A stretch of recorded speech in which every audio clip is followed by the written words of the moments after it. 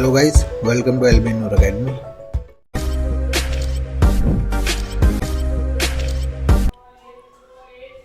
Hello guys, welcome to our channel LB Noor Academy. और आज की इस क्लास में हम बात करने वाले हैं क्लास 11 अकाउंटेंसी चैप्टर 8 जिसका नाम है जर्नल। इसमें आज हम पढ़ने वाले हैं सिंपल जर्नल एंट्री के बारे में कि सिंपल जर्नल एंट्री कैसे बनाते हैं, हम वो सीखने वाले हैं। इससे पहले एक पार्ट में हमने और सीखा था, आज उसी को थोड़ा और डिटेल में हम स्टडी करने वाले हैं कि सिंपल जर्नल एंट्री कैसे बनाई जाती है। और उसको सीखने के लिए हम थोड़ा यहाँ पे एग्जांपल लेंगे, उस एग्जांपल से हम थोड़ा सीखने की कोशिश करेंगे कि जर्नल एंट्री को बनाना कैसे है, क्योंकि अल्टीमेटली हमारे को जर्नल एंट्री बनाना सीखना है। हमें रटनी नहीं है, रटने का काम नहीं है, हमें सिर्फ ये सीखना है कि जर्नल एंट्री कैसे बनानी है, कौन सा अकाउंट डेबिट करना है, कौन सा अकाउंट क्रेडिट करना है। अगर हम ये सीख जाएंगे तो हमारे लिए चैप्टर करना बहुत आसान हो जाएगा और इसके आगे के जितने भी चैप्टर वो हमारे लिए बहुत सिंपल हो जाएंगे। तो चलिए स्टार्ट करते हैं। यहाँ पे मैंने दो एग्जांपल ले रखे हैं। सबसे पहला एग्जांपल हमारे पास आता है, Amit started business with cash. Amit ने बिजनेस स्टार्ट किया है कैश से। बिजनेस स्टार्ट किया गया है। अब बिजनेस जब स्टार्ट होता है तो सबसे पहली चीज, जो पर्सन बिजनेस स्टार्ट कर रहा है यानी कि वो पर्सन बिजनेस के अंदर पैसा लेकर आ रहा है, तो जो पर्सन बिजनेस में पैसा लेकर आता है, यहाँ पे अमित बिजनेस में पैसा लेकर आता है, उसको हम एंटरप्रेन्योर कहते हैं। और जो अमाउंट इनिशियली बिजनेस के अंदर लाया जाता है जिससे बिजनेस स्टार्ट होता है उसको हम कैपिटल कहते हैं। तो यहाँ 50,000 जो आया है हमारा, एक तो कैपिटल है। दूसरी चीज, कैपिटल बढ़ा बिजनेस के अंदर, साथ के साथ बिजनेस के अंदर कैश भी आया है कैपिटल के फॉर्म में।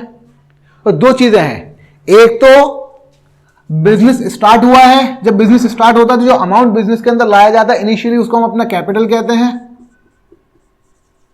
एक तो ये अकाउंट है इस ट्रांजैक्शन के अंदर जिसके ऊपर इफेक्ट आने वाला है। दूसरा, जो कैपिटल आई है वो कैश की फॉर्म में आई है।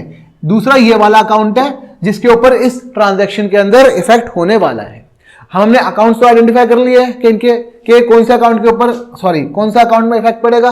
अब हम इन दोनों अकाउंट्स के रूल अप्लाई करेंगे और रूल अप्लाई करके हम ये जानने की कोशिश करेंगे कि इनमें से कौन सा अकाउंट डेबिट होगा और कौन सा अकाउंट क्रेडिट होगा। चलिए स्टार्ट करते हैं। सबसे पहले अगर हम बात करते हैं कैश के बारे में, तो कैश हमें पता है एक एसेट नेचर का अकाउंट होता है और एसेट का रूल होता है, हमने चैप्टर 6 के अंदर पढ़ा था मॉडर्न अप्रोच के अंदर, एसेट इंक्रीज तो डेबिट और एसेट डिक्रीज तो क्रेडिट। और यहां पे बिजनेस के अंदर कैश आया है, कैपिटल की फॉर्म में कैश आया है, तो आने का मतलब कैश इंक्रीज हुआ है, तो इंक्रीज हुआ होगा तो कैश क्या होगा, डेबिट होगा।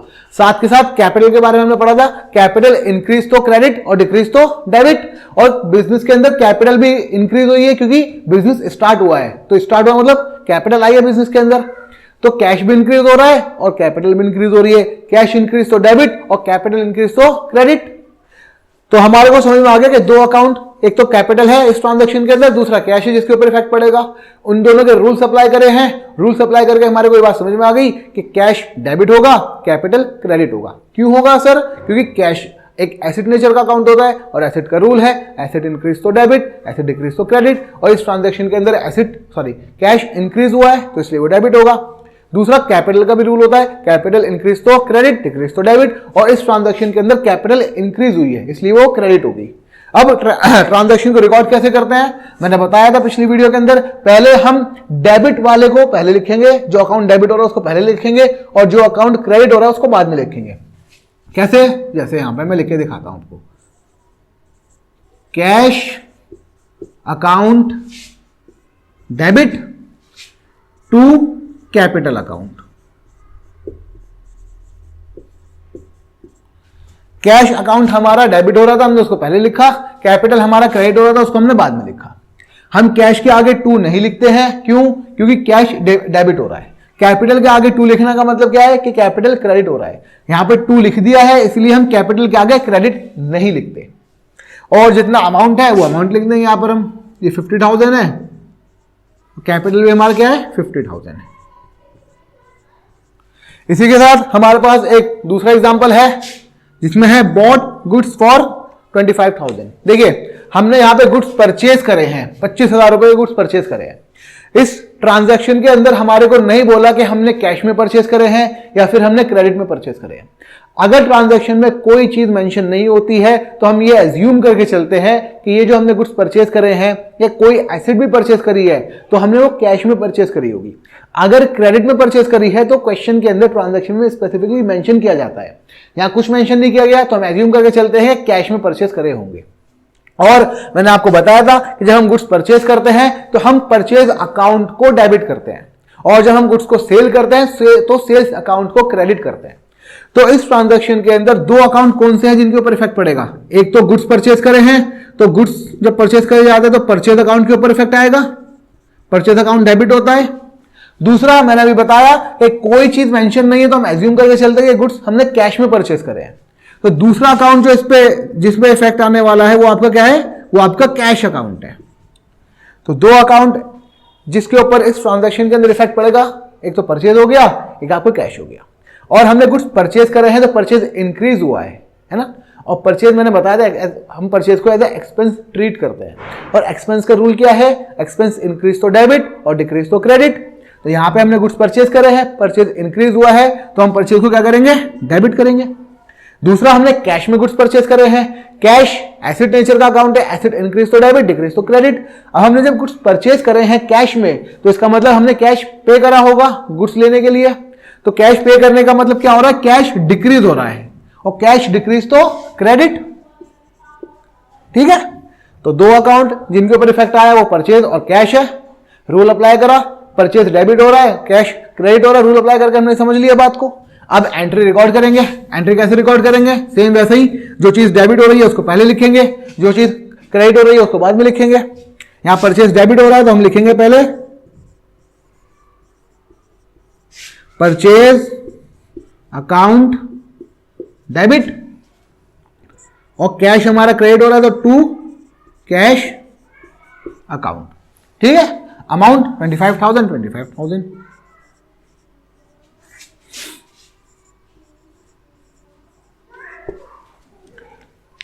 अब चलते हैं हम जरा थोड़ा से और एग्जांपल की तरफ। मैं इसी को थोड़ा सा मॉडिफाई करके लिख देता हूं, मैं इन्हीं एग्जांपल्स को थोड़ा मॉडिफाई कर देता हूं।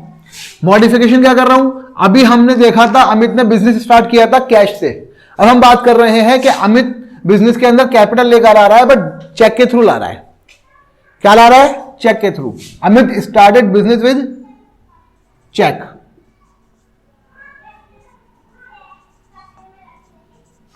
ठीक है, अब बात करते हैं। देखिए, जब कैश से बिजनेस स्टार्ट हुआ था तो बिजनेस के अंदर कैश आया था और कैश इंक्रीज हुआ था तो हमने उसको डेबिट कर दिया था। बट अब बिजनेस जो स्टार्ट हो रहा है वो चेक के थ्रू हो रहा है। चेक हम बैंक में डिपॉजिट करवाते हैं। चेक जब तक हम अपने पास रखेंगे तो हमारे को उसका कोई बेनिफिट नहीं होता। जब वो चेक बैंक में डिपॉजिट करवाया जाता है तो फिर बैंक का बैलेंस इंक्रीज हो जाता है। और कैश की तरह बैंक भी हमारा करंट एसेट का पार्ट होता है और एसेट इंक्रीज तो डेबिट।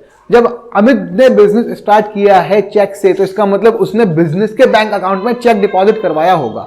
तो बिजनेस के बैंक अकाउंट में चेक डिपॉजिट करवाने का मतलब बिजनेस का बैंक अकाउंट इंक्रीज हुआ होगा 50,000 से, और बैंक एसेट है, एसेट इंक्रीज तो डेबिट।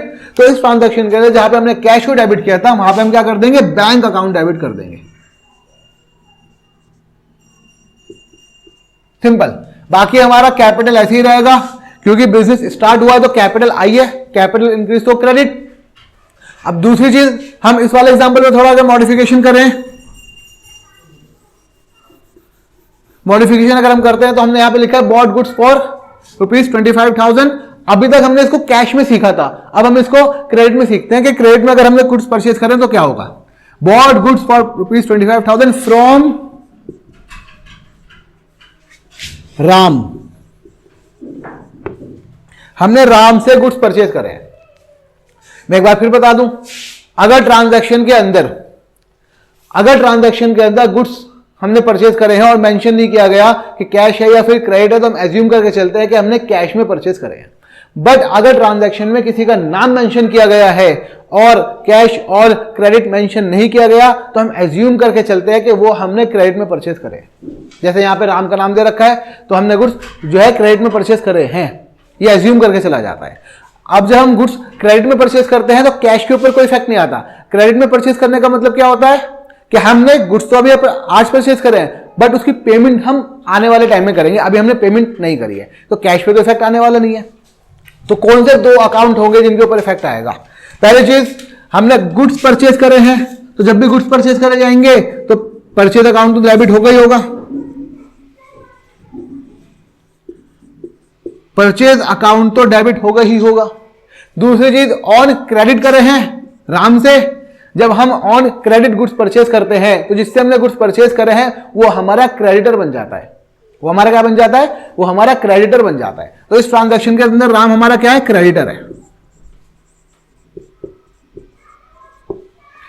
तो 2 अकाउंट जिनके ऊपर इफेक्ट आया, जो इनके ऊपर इफेक्ट आया वो परचेज अकाउंट है और हमारा क्रेडिटर्स है। परचेज डेबिट होता है, गुड्स परचेज करते टाइम परचेज डेबिट होगा, और क्रेडिटर्स हमारी लाइबिलिटी होते हैं, और लाइबिलिटी का रूल है लाइबिलिटी इंक्रीज तो क्रेडिट और डिक्रीज तो डेबिट। अब यहां पे हमने गुड्स परचेज करे हैं ऑन क्रेडिट, तो यहां पे हमारे क्रेडिटर इंक्रीज हुए हैं, यानी कि लाइबिलिटी हमारी इंक्रीज हुई है, और लाइबिलिटी इंक्रीज होगी तो क्या हो जाएगी? यहां पे लाइबिलिटी इंक्रीज होगी तो लाइबिलिटी क्या हो जाएगी? हमारी क्रेडिट। ठीक, अब हम जरा इस ट्रांजैक्शन को रिकॉर्ड करने की कोशिश करते हैं। रिकॉर्ड करने का सेम वही तरीका है, पहली चीज जो डेबिट होगी उसे पहले लिखेंगे, जो क्रेडिट होगी उसको बाद में लिखेंगे। Purchase account debit to Ram's account. जब भी हम डेटर या फिर क्रेडिटर का नाम लिखेंगे तो खाली राम अकाउंट करके नहीं, अपोस्ट्रोफी एस लगा के नाम लिखते हैं। अमाउंट कितना लिखा है? 25,000 रुपीज।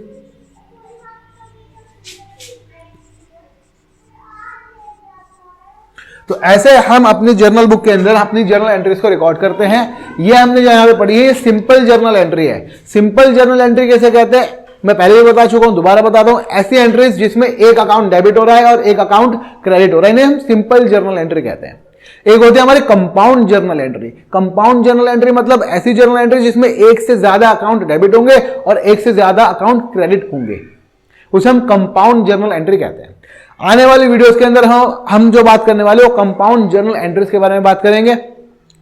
अभी तक के लिए इस वीडियो में सिर्फ इतना ही। अगर आपको हमारी ये वीडियो पसंद आई हो तो प्लीज आप हमारी इस वीडियो को लाइक करें, हमारे चैनल को सब्सक्राइब करें, और हमारी वीडियोस के रिगार्डिंग आपका जो भी फीडबैक है वो हमारे को हमारे कमेंट सेक्शन में बताएं। अभी तक के लिए सिर्फ इतना ही। अब हम आपसे मिलते हैं नेक्स्ट वीडियो में। Till then good bye, take care.